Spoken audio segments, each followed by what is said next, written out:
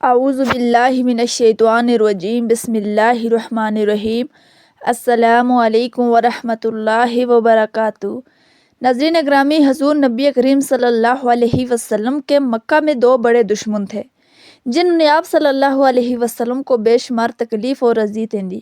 ایک ابو جہل اور دوسرا ابو لہب۔ عام طور پر لوگ ابو جہل اور ابو لہب کو ایک ہی شخص سمجھتے تھے، جبکہ کچھ لوگ ان کو حضور نبی کریم صلی اللہ علیہ وسلم کا چاچا مانتے ہیں، جبکہ ایسا کچھ نہیں ہے۔ ابو جہل، جس کا اصل نام عمر بن ہشام تھا اور قریش خاندان سے تعلق رکھتا تھا، لیکن رسول اکرم صلی اللہ علیہ وسلم سے ان کا کوئی قریبی رشتہ نہیں تھا۔ بعض لوگ اس کو رسول اللہ صلی اللہ علیہ وسلم کا چچا خیال کرتے ہیں۔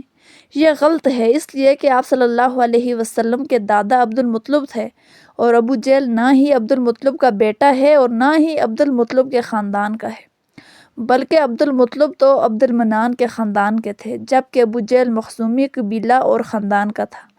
ان دونوں میں کوئی خونی رشتہ نہیں تھا۔ ابو جہل کا شجرہ نسب یوں ہے: ابو جہل بن ہشام بن المغیرہ بن عبداللہ بن عمر بن مخزوم القریشی المخزومی ہے۔ ابو جہل جنگ بدر میں اپنے انجام کو پہنچا، جہاں پر اسے دو بچوں حضرت محوذ اور حضرت معاذ نے زخمی کیا، اور حضرت عبداللہ بن مسعود نے اس کی گردن دھڑ سے الگ کر دی۔ محترم ناظرین، تاریخ میں اکثر ابو جہل کو اسلام کا سب سے بڑا دشمن قرار دیا جاتا ہے، جبکہ باریک بینی سے جانچا جائے تو ابو لہب اسلام اور حضور نبی کریم صلی اللہ علیہ وسلم کا سب سے بڑا دشمن تھا۔ ابو لہب کا اصل نام عبد العزیٰ بن عبد المطلب تھا۔ اس کی اصل کنیت ابو عتبہ تھی، لیکن اس کے والد حضرت عبد المطلب اس کے چہرے کی سرخی کی وجہ سے اسے ابو لہب پکارتے تھے۔ ابو لہب حضور اکرم صلی اللہ علیہ وسلم کا حقیقی چچا تھا۔ جب ابو لہب کو کسی نے بتایا کہ آپ کے چھوٹے بھائی عبداللہ کے گھر بیٹا پیدا ہوا ہے تو ابو لہب بہت خوش ہوا۔ اس نے ایک لونڈی صوبیہ کو آزاد کیا۔ ابو لہب اسلام کے بڑے دشمنوں میں سے ایک تھا۔ جب حضور اکرم صلی اللہ علیہ وسلم نے اعلان نبوت کیا تو ابو لہب نے سخت مخالفت کی اور نبی کریم صلی اللہ علیہ وسلم کی شان میں گستاخی پر اتر آیا۔ جب خدا کی طرف سے رشتہ داروں کو دین کی دعوت دینے کا حکم ہوا تو نبی کریم صلی اللہ علیہ وسلم نے کوہ صفا پر چڑھ کر قریش والوں کو پکارا۔ جب سارے اکٹھے ہوئے تو نبی پاک صلی اللہ علیہ وسلم نے فرمایا کہ اگر میں آپ کو کہوں کہ اس پہاڑی کے پیچھے سے ایک لشکر تم پر حملہ کرنے والا ہے، کیا تم میری بات پر یقین کرو گے؟ تو سب نے رسول اکرم صلی اللہ علیہ وسلم کی بات پر لبیک کہا اور کہا کہ آپ صلی اللہ علیہ وسلم ہمیشہ ہی سچ بولتے ہیں۔ اس کے بعد نبی کریم صلی اللہ علیہ وسلم نے فرمایا: اے لوگو، میں تم کو خدا کے حکم سے ایک سخت عذاب سے آگاہ کرنے کے لیے آیا ہوں جو دشمنوں کے حملے سے بھی زیادہ خطرناک ہے۔ جب آپ صلی اللہ علیہ وسلم نے فرمایا تو ابو لہب نے آپ کی مخالفت کرتے ہوئے کہا: غارت ہو تم پر، نعوذ باللہ! تم نے ہم کو اس لیے بلایا ہے کہ اس پر سورہ لہب بھی نازل ہوئی۔ جب بھی رسول خدا صلی اللہ علیہ وسلم پیغام خدا دیا کرتے تو ابو لہب آپ کو برا بھلا کہا کرتے کہ یہ جھوٹا ہے جو اپنے آباء و اجداد کے دین کو چھوڑ کر جھوٹا دین پھیلا رہا ہے۔ بعض روایات میں ہے کہ ابو لہب نے حضور نبی کریم صلی اللہ علیہ وسلم کو کوہ صفا پر قتل کرنے کے لیے پتھر بھی اٹھا لیا۔ ابو لہب حضور نبی کریم صلی اللہ علیہ وسلم کا اتنا مخالف تھا کہ جب حضور اکرم صلی اللہ علیہ وسلم کے بیٹے عبداللہ کا انتقال ہوا، وہ دوڑتا ہوا اپنے دوستوں کے پاس آیا اور کہنے لگا کہ حضور نبی کریم صلی اللہ علیہ وسلم اتبر نسل ہو گئے، یعنی اس کی نسل ختم ہو گئی ہے۔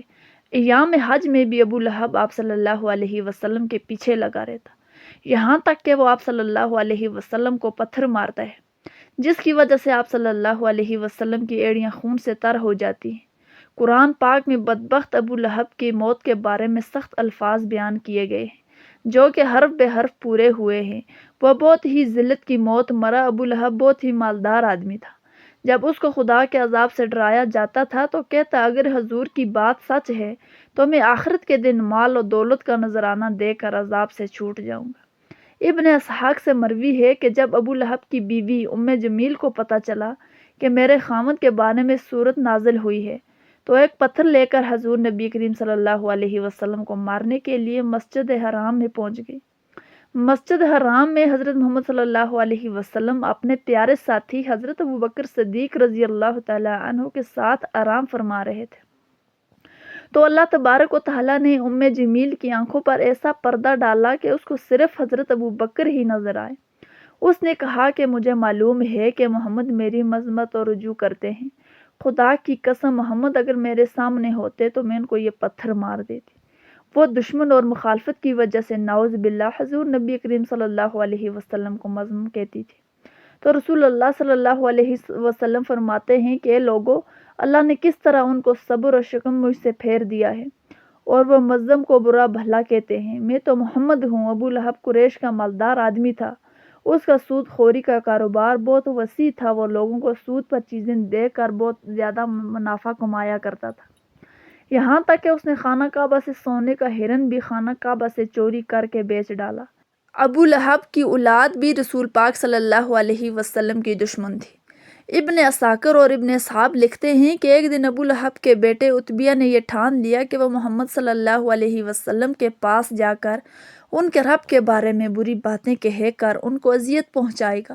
عتبیہ بدبخت نبی کریم صلی اللہ علیہ وسلم کے پاس آیا اور بہت سخت کلامی کی، اور سب سے بڑا جرم یہ کیا کہ اس نے رسول اللہ صلی اللہ علیہ وسلم کے چہرہ انور کی طرف تھوکا، مگر وہ ناپاک تھوک چہرہ اطہر پر گرنے کے بجائے دور جا گرا۔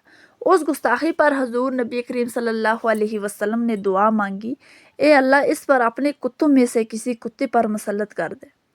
عتبیہ اپنے خیال میں بڑا کارنامہ سر انجام دے کر اپنے باپ کے پاس آ گیا، تو ابو لہب نے پوچھا کہ پیارے بیٹے تو نے اسے کیا کہا؟ اس نے بتایا کہ میں نے یہ کہا۔ تو اس نے پوچھا پھر محمد نے کیا کہا؟ اس نے بتایا کہ اس نے بددعا دی تھی۔ یہ سنتے ہی ابو لہب کا رنگ سرخ ہو گیا، کیونکہ وہ جانتا تھا کہ محمد صلی اللہ علیہ وسلم کی کوئی بھی دعا ایسی نہیں تھی جو قبول نہ ہو۔ اب حال یہ ہو گیا کہ وہ پل پل اپنے بیٹے کا خیال رکھتا تھا۔ ایک دفعہ ابو لہب تجارت کی غرض سے قافلے کے ساتھ ملک شام روانہ ہوا، اور راستے میں رات ہو جانے کی غرض سے انہیں جنگل میں پڑاؤ کرنا پڑا۔ جنگل میں ایک خوفناک جنگلی جانوروں کا خطرہ تھا، تو ابو لہب کو بار بار اپنے بھتیجے محمد صلی اللہ علیہ وسلم کی بددعا یاد آ رہی تھی۔ ابو لہب نے قافلے والوں سے کہا کہ چونکہ تم لوگوں پر میرے بہت سے احسانات ہیں کہ میں تم سے ان کا بدلہ یہی چاہتا ہوں کہ آج رات تم میرے بیٹے عتبیہ اور اس کے سامان کی تم سب حفاظت کرو، میرے بیٹے کا بستر لگا دو اور پھر تم سامان کے ارد گرد سو جاؤ۔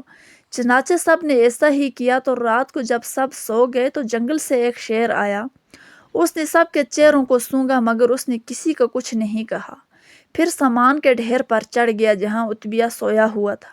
شیر نے اس کے چہرے کو سونگا اور اسے چیر پھاڑ کر رکھ دیا۔ ابو لہب کا برا حال تھا، اور وہ کہتا جا رہا تھا کہ میں اسے جانتا تھا کہ میرا بیٹا میرے بھتیجے محمد صلی اللہ علیہ وسلم کی بددعا سے کبھی بھی نہیں بچ سکتا۔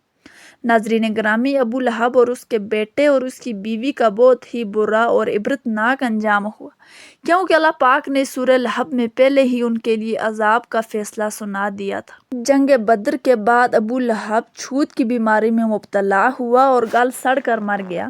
روایات ہے کہ اس کو ایک ریشہ دار دانہ نکلا جو پھٹا، تو پھر اس سے مزید دانے نکلے۔